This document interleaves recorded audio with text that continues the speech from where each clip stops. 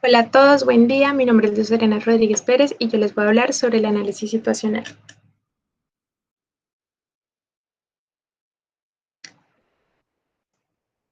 Bueno, en cuanto al análisis situacional, este se lleva a cabo a partir de los resultados de la caracterización de la cuenca en sus diferentes componentes, como lo explicaban mis compañeros anteriormente. Debe contener como mínimo el análisis de potencialidades, el análisis de limitantes y condicionamientos, el análisis y evaluación de conflictos por uso y manejo de los recursos naturales y el análisis de territorios funcionales. Cabe aclarar que el PONCA del río Bogotá cuenta con estos 4 análisis que son establecidos por la Guía Técnica para el Manejo y Formulación de los Planes de Ordenamiento y Manejo de las Cuencas Hidrográficas. En cuanto a los 2 primeros análisis, estos tienen en cuenta 3 componentes: el componente biofísico, el componente socioeconómico y el componente político-administrativo. Esto con el fin de llevar a cabo la evaluación del estado de la cuenca con respecto a cada uno de estos componentes. En cuanto al análisis y evaluación de los conflictos por uso y manejo de los recursos naturales, se tiene en cuenta el componente biofísico, haciendo especial énfasis en el recurso suelo, en el recurso hídrico y en la pérdida de cobertura en áreas de ecosistemas estratégicos. Finalmente, el análisis de territorios funcionales hace una recopilación de la información suministrada por los anteriores análisis y a partir de allí se establecen las áreas de interés para la conservación y preservación de los recursos naturales, las áreas críticas para el manejo del recurso hídrico, eh, las áreas que prestan servicios culturales con influencia para las cuencas, entre otras áreas. Haciendo especial énfasis en el análisis de potencialidades, este hace referencia a las condiciones inherentes a la cuenca, las cuales con algún manejo son opciones que favorecen al desarrollo sostenible de la cuenca. Para ello, se requiere la capacidad institucional, sectorial y de organizaciones que se encuentren, que cuenten con que tengan la capacidad de innovar y aprovechar los cambios en el entorno, presentando además las fortalezas que están en los subsistemas de la cuenca para lograr eh, los cambios en el comportamiento de los actores y los desarrollos tecnológicos. Para de esta manera lograr un uso y aprovechamiento de los recursos naturales sin detrimento en la capacidad y funcionalidad que tiene la cuenca. Sin embargo, para ello se tiene que contar con información sobre el estado de la cuenca, las dinámicas propias de la cuenca y las tendencias de los subsistemas. En este diagrama podemos observar cómo se encuentra relacionada la naturaleza y la sociedad, donde la naturaleza está aportando a la sociedad diferentes bienes y servicios y la misma sociedad también está influenciando en la naturaleza, ya sea por el componente económico, político o cultural. Bueno, se entiende análisis de potencialidades como los capitales y recursos naturales humanos, sociales, económicos y de infraestructura, ya sean utilizados o no. Como lo mencioné anteriormente, este se compone o este está compuesto por un componente biofísico, donde tiene en cuenta la capacidad del uso de las tierras, la hidrología y la calidad del agua. Aquí hacemos énfasis en que estos factores se tienen en cuenta en el PONCA del río Bogotá, donde cada uno de ellos establece diferentes variables a tener en cuenta para llevar a cabo su análisis de potencialidades.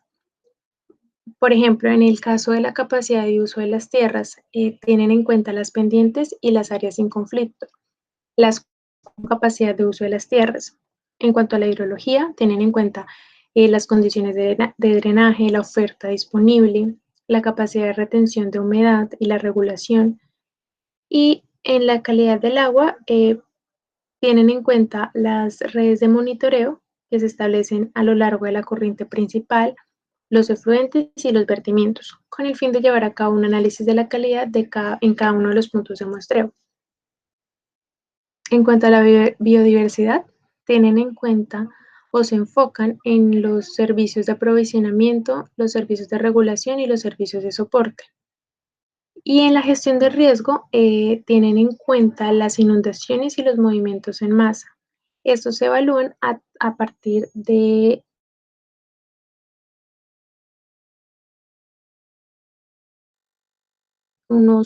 a partir de estas que me digan cuáles son las zonas de amenaza alta, media y baja, ya sea para inundaciones o para movimientos en masa. En cuanto al componente socioeconómico, en la parte socioeconómico se establecen las actividades que se llevan a cabo en la cuenca. En el caso del Ponca del río Bogotá, el turismo es la actividad económica más representativa. En cuanto a lo cultural, tienen en cuenta los diferentes sitios de interés, ya sean de tipo religioso, ambiental o arqueológico.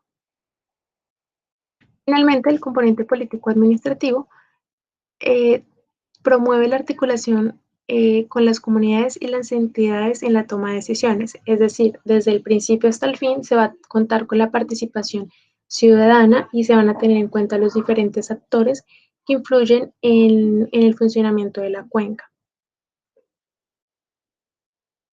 En cuanto al análisis de limitantes y condicionamientos, esto se lleva a cabo a partir de los aspectos biofísicos, sociales y legales que existen en la ocupación del territorio, así como también el uso y el aprovechamiento de los recursos naturales renovables con respecto a la caracterización de cada uno de los componentes.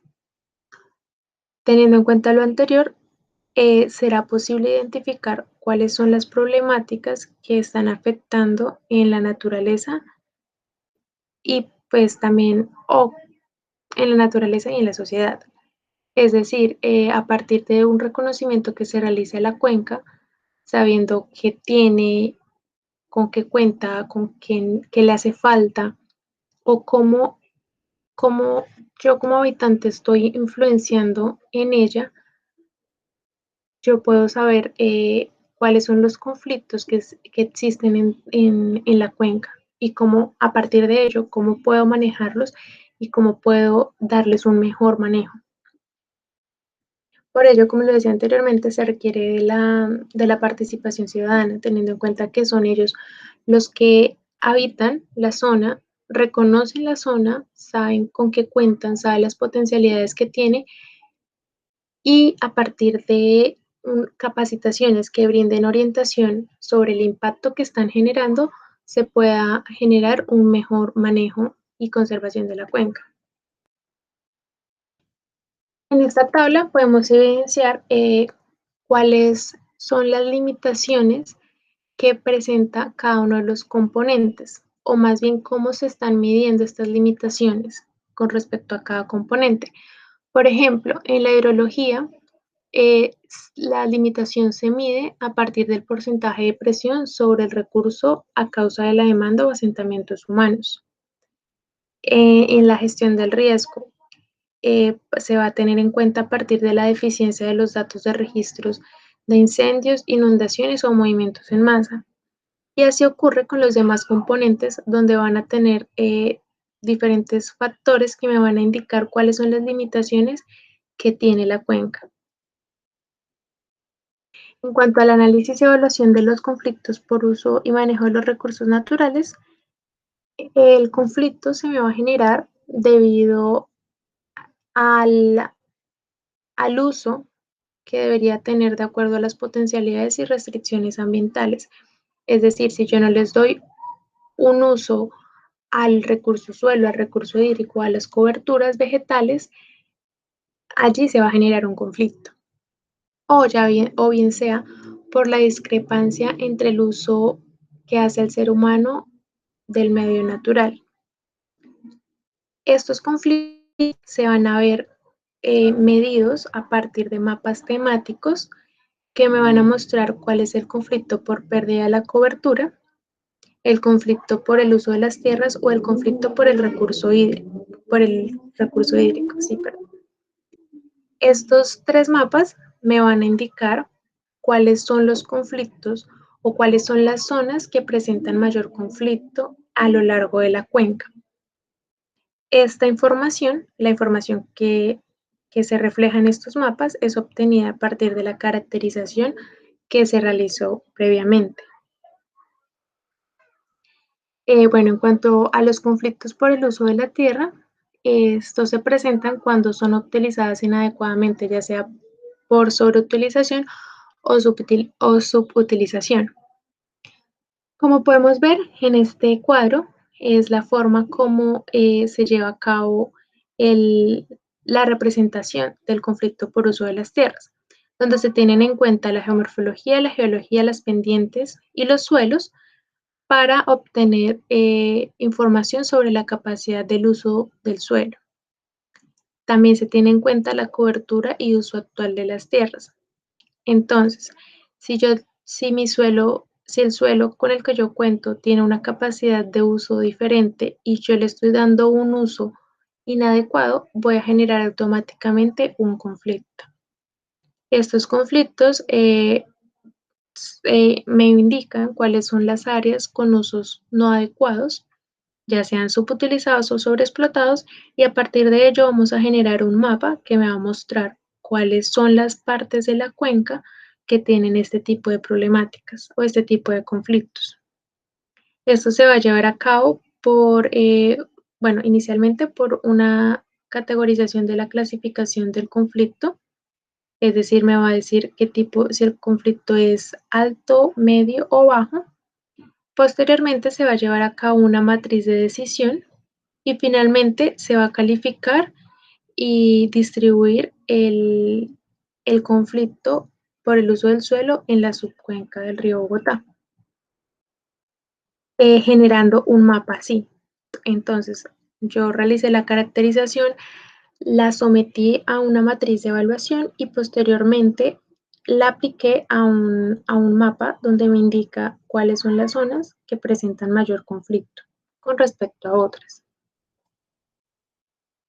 En cuanto a los conflictos por el uso del recurso hídrico, estos van a ser medidos a partir de diferentes calificaciones. Eh, se va a medir si la cuenca presenta un conflicto alto, medio o bajo a partir de los análisis de la calidad del agua. Es decir, se aplicaba monitoreo a lo largo de la cuenca y a partir de estos puntos de monitoreo se realizaban pruebas de la calidad del agua. Entonces, a partir de estas pruebas y análisis de ellas, se determinaba si esa zona de la cuenca tenía un conflicto alto, medio o bajo. Posteriormente, esto se enfocaba o se realizaba una delimitación del problema a partir de las subcuencas. Entonces, tomaban las subcuencas y analizaban los datos obtenidos a partir del análisis de la calidad del agua y se establecía cuál era el rango de conflicto en cada una de las subcuencas, con el fin de obtener un mapa que me indicara cuáles eran las zonas que tenían mayor problemática. En cuanto a los conflictos por pérdida de cobertura en los ecosistemas estratégicos, bueno, se tenían en cuenta eh, las áreas de ecosistemas estratégicos que hubiesen sido identificados a partir de la caracterización de la zona. Eh, Tenían en cuenta el indicador de la tasa de cambio de la cobertura, el índice del ambiente crítico, un indicador de vegetación y un índice de fragmentación. Estos índices eh, me indicaban cuál era el tipo de conflicto al cual el tipo de conflicto que está presentando la zona. Y también nuevamente se genera un mapa de conflictos. Entonces en este mapa podemos observar lo mismo, se realizó lo mismo que se hacía en de conflictos de uso del suelo, se tomaba toda la información, se sometía a una matriz de evaluación a partir de los indicadores que mencioné, de esos indicadores, y se hacía la evaluación para posteriormente generar un mapa que me indicara cuáles son las zonas que presentan un mayor o menor conflicto o mediano conflicto. Finalmente, en el análisis de territorios funcionales, era posible identificar las unidades de funcionamiento espacial, donde se describen cómo se articulan y se moviliza la población para satisfacer sus necesidades en cuanto a bienes y servicios. También analiza las principales relaciones socioeconómicas que se dan al interior de la cuenca. Y bueno, teniendo en cuenta que a Bogotá acuden muchas personas, también se refiere a esto como un sistema urbano rural regional. Y en cuanto a la visión ecológica, el sistema funcional se relaciona con la capacidad de soporte y gestión ambiental de la cuenca para establecer el grado de dependencia de los recursos naturales, los impactos que se presentan sobre el recurso hídrico, la demanda de los servicios ecosistémicos y las condiciones de equilibrio entre el sistema biótico y las actividades socioeconómicas. Para cerrar, nuevamente presentamos este gráfico donde se tienen en cuenta las diferentes dinámicas y relaciones entre la naturaleza y la sociedad, donde se tienen en cuenta las potencialidades y limitantes. Eso es todo. Muchísimas gracias.